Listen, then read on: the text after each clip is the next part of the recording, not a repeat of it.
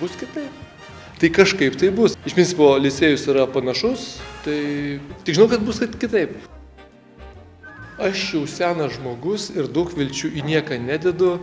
Kaip čia pasakyti, toks... Būtų kažkaip gyveni ir supranti, kad būt gerų žmogumi, mylėti savo artimą, susirasti tikrą draugą, turėti šeimą, patirti meilę. Va tokie dalykai. Nors aišku, jiems dabar svarbiausia turbūt atrodys, kad ten karjeros, ten dar tam tikri dalykai. Po to. Tai vat aš jau esu toj stadijoje. Todėl aš apie juos galvoju kaip apie žmonės. Tegul jie būna laimingi. O kaip kas kartą laimę pasieks, tai čia jau kiekvieno individualiai. Tai mylėk savo artimą kaip pats save. Tai čia visose religijose, visais laikais nieko tu neišrasi. Paprasčiausiai veidrodėlį nuo savęs pasuk truputėlį į pasaulį ir pamatyk, kad jis yra platus. Aš tikiuosi, kad mes buvom geri ir įsimintini. Vieni sako, kad mes buvom kalbėtojų karta, kiti sako, kad mes buvom tiesiog nepritapėliai. Visada kažkur, kažkaip kitaip, negu visi padarydavom kažką. O nežinau. Aš galbūt noriu, kad prisimintų mūsų originalumą ir mūsų išskirtinumą. O šiaip, net nežinau. Na, kiekviena laida yra išskirtinė. Šita yra neišimtis. Jie tikrai labai protingi, nors visi mūsų moksleiviai protingi. Jie tikrai labai išradingi, nors visi mūsų vaikai labai išradingi. Jie tikrai originalūs ir labai šnekūs. Neskubėk, skaityk, galvok. Aš tikrai esu rami dėl jų ir linkiu jiems viso ko geriausio ir aš manau, kad jie daug ką gyvenime pasieks. Kad buvom faini. Tikėkimės. Tarsi tokiam šiltnamį gyvenom ir čia buvo labai viskas gerai, čia visi tokie draugiški, visi tokie aktyvūs, visi tokie daro daug ką bet dabar kažkaip reikės jau susirasti kažkokių, nežinau, naujų draugų, naujų veiklų ir jau patiems ieškoti, o ne tai, kad jie čia nais taip pat. Mums yra sakę, kad mes kaip iš sovietmečio šitą gerai atsimenu. Tada dar yra sakę, kad... Čiapas. Dar yra sakę, kad norėtum, kad mes prašnektume pagaliau. Bet tai partizanai dar buvom. Tai kaip ir viskas. Bet gal čia nėra taip blogai, kaip pagalvoji. Mokytojų buvimas kartu kaip su sau lygiais tikrai liks ilgam. Na, aš dar norėjau gal padėkoti už laisvę. Laisvi. Ir netgi mokytojams, kurių nemėgom, nes jie bent jau padarė kažką įdomesnio gyvenime, žinai. Reikia kažkaip turėti kažkokį balansą. Ir ta laida tikrai mano atminty liks kaip labai rimta laida. Rimtai muzikavo, rimtus spektaklius statė. Dar laidoje daug porelių. Laida išsiskiria tuo, kad laidoje yra daug porelių ir susiporavusių iš to paties kurso. Na, o kaip žodį meilę tarė Miša, tai reiktų išgirsti. Meilė. Na, kaip sako licėjui konkurencija, tai galbūt daug kas kalba, kad mūsų klasė didelė konkurencija, tai nežinau, čia nuo kiekvieno priklauso ir manau, kad galbūt jos tokios ir, na, kiekvienas savo ją susikūrė, tai šiaip smagi klasė, buvo malonu su jais būti. Kuri yra labiausiai susikoncentravus siekti savo tikslą, nes visi turi kažkokį užsibrėžtų tikslų ir nori tapti medikais ar dar kažko, ir tai man tai patinka, kad visi yra pasiryžę kovoti dėl savo ateities, motyvuoti. Taip. Va, čia kaip mūsų muzikos mokytojas sako, dauguma žmonių pirmą kartą užlipa ant scenos būtent licėjai. Daro būtent tuos dalykus, kurių anksčiau arba nedarydavo, arba nesusiklostydavo palankios sąlygos. Tai čia yra, gera terpė skleistis. Jie priverčia tavęs sustot ir pažvelgti, tarkim, ir į Ozą tą patį, atrodytų nuvalkiotą prekybcentrį ir jame pamatyti, pavyzdžiui, gulinčią ant šono moterį, anot mokytojo Jankausko. Išmokau dirbti ir jausti konkurenciją ir išgyventi. Savo draugams būti laimingiems, nes iš tikrųjų tik laimingas žmogus pasiekęs yra kažko gyvenime ir tikrai supranta, kad tie tikslai, kurie jis jau pasiekė, yra jo kaip ir laisvi. 27 centai bandelė su dešrele, jo ir žemutė irgi ten 27 centai, super valgykla.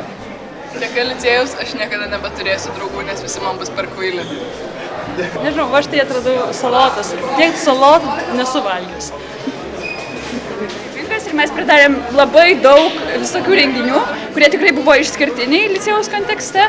Nuo pat pirmos klasės, kai mes ten darėm hipius ir Woodstocką, net nežinodami, kas tai yra, iki didžiojo mūsų renginio 100-dienio, kuris buvo toks fluxus. Jūs formavot naują formatą.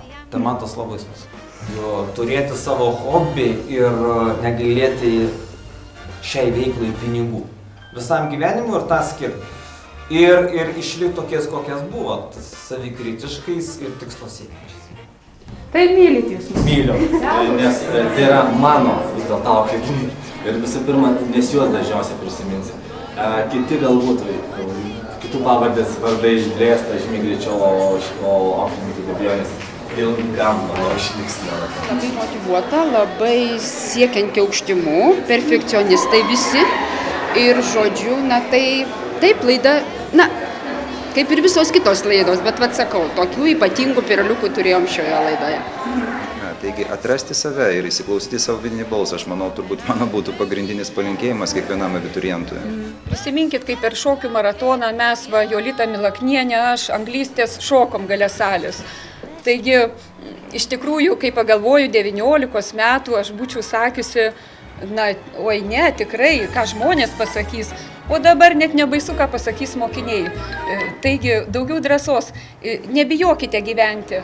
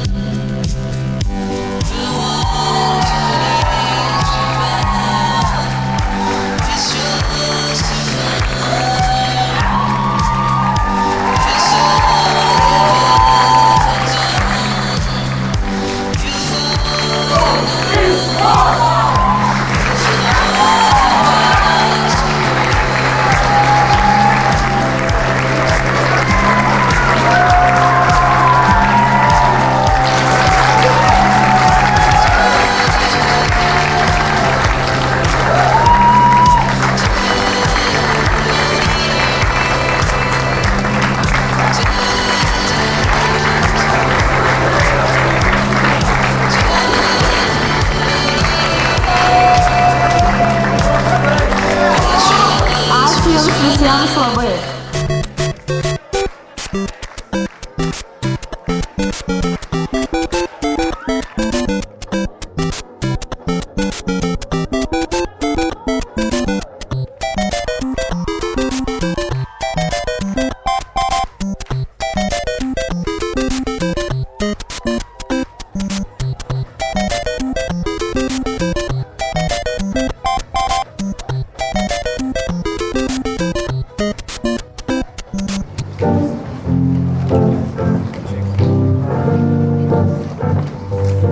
Paragaukim žalio vyno, kol rasa nesugadino, gera bus.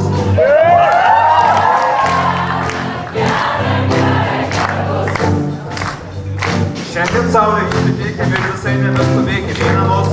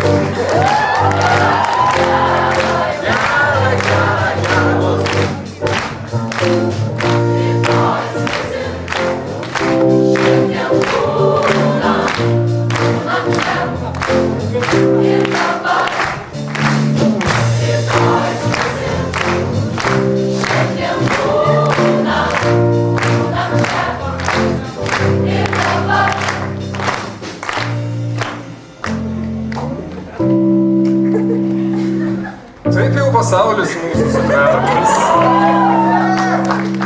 Šviesos, šilumos ir vabalui reikia kartais. Ir jei atsitiks, kad liksim vienužiai, dainuosime stiprus ir nepalaužę.